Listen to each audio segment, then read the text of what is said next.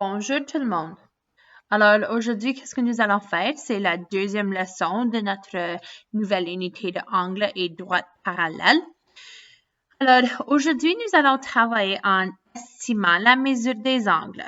Et pour cela, nous n'avons pas besoin d'un rapporteur puisque je vais vous enseigner deux types de règles qu'on utilise afin d'être capable d'estimer le mieux que possible où se trouve un angle spécifique. Alors, avant qu'on commence ça, j'ai juste besoin de vous introduire, de vous présenter un petit peu de vocabulaire. Le mot bisectrice. Bisectrice veut tout simplement dire qu'on divise un angle en deux parties égales. Alors, si vous voyez le mot bi, ça veut dire deux. Puis sectrice, c'est pas le mot pour section, mais qu'est-ce qu'on voit là-dedans, c'est le SECT qu'on voit dans le mot section. Alors, c'est comme deux sections, plus ou moins. OK? Maintenant, quand on veut estimer un angle, on doit subdiviser les angles afin d'être capable de trouver la place approximative où l'angle se place.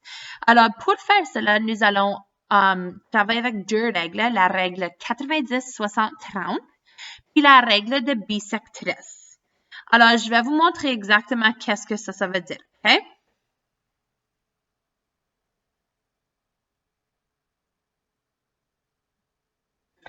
So, pour exemple numéro 1, pour esquisser un angle de 20 degrés sans l'utilisation de rapport, il faut que je détermine quelle règle sera la meilleure, la règle bisectrice ou la règle 90, 60, 30.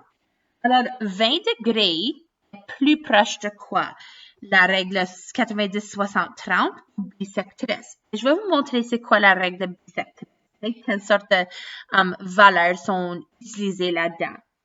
Si je dessine un angle de 90 degrés et je le coupe en deux parties égales, ça va être 90 degrés. Ça va être 0 degrés. Et coupé en deux, c'est 45 degrés. Maintenant, si je continue à vouloir être plus proche, je peux diviser 0 à 45 degrés. Je peux aussi faire un autre coupe bisectrice. Et ça va être 22,5 degrés. Et ainsi de suite. Je peux le couper ici si je veux. Je peux le couper là. Je peux le couper à n'importe où. Tandis que je le coupe au milieu et puis que je note par la suite c'est quoi l'angle. Alors, l'angle de 20 degrés, c'est évidemment plus proche de 22,5 degrés au lieu de 30.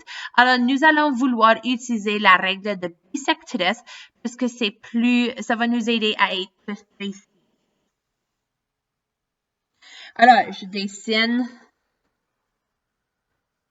mon angle comme cela. Je le coupe en deux. Évidemment, si vous n'êtes pas précis avec votre coupure, c'est correct, mais essaye. Coupe ici.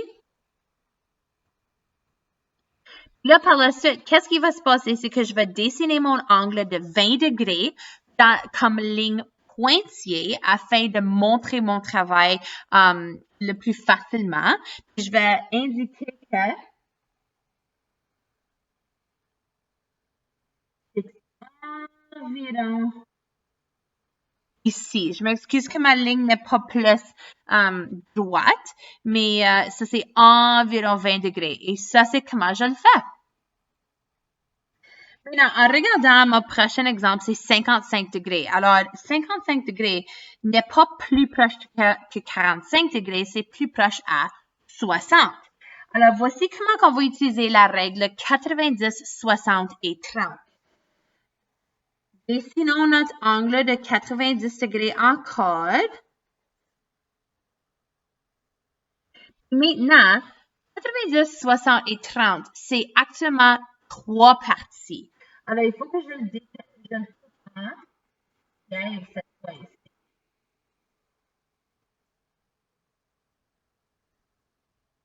Puis là, par la suite, j'ajoute ici un angle de 55 degrés.